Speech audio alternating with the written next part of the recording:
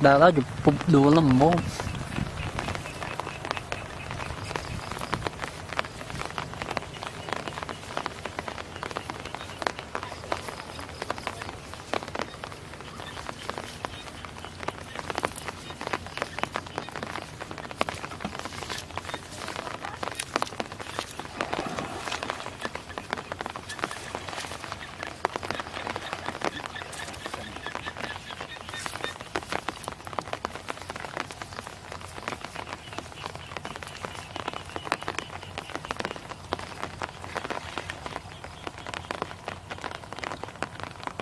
bạn nuôi ba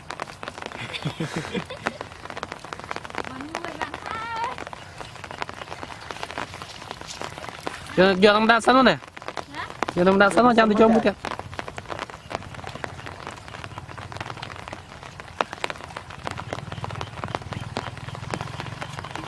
bạn khơi cục tung không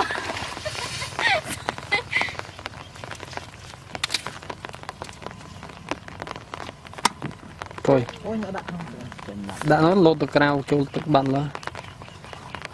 lột ra nè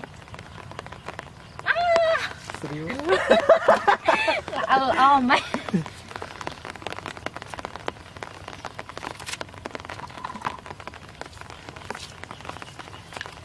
cái luôn cái mùi bán mùi đều vật tê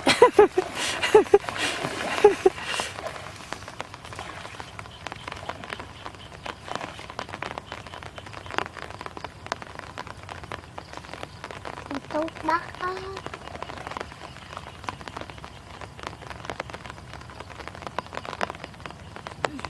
bạn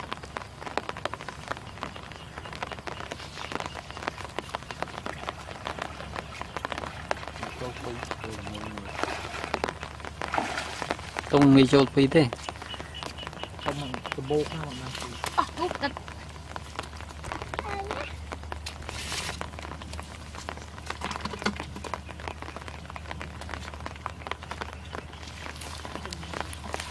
bánh này ổn ha băng pi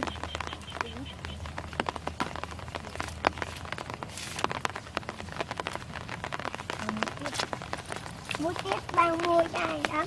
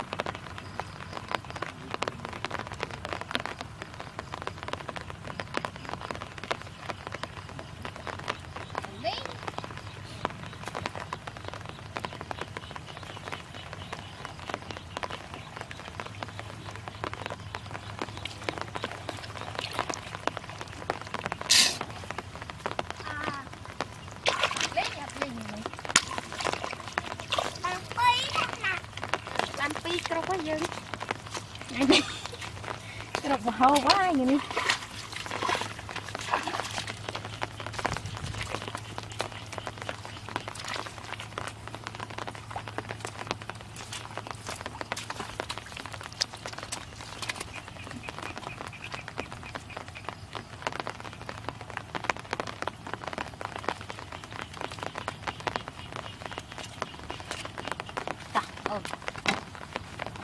mà phi rồi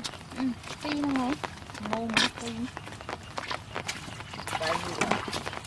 đặt lăng chắc bạc lại đặt mặt trực tiếp bạc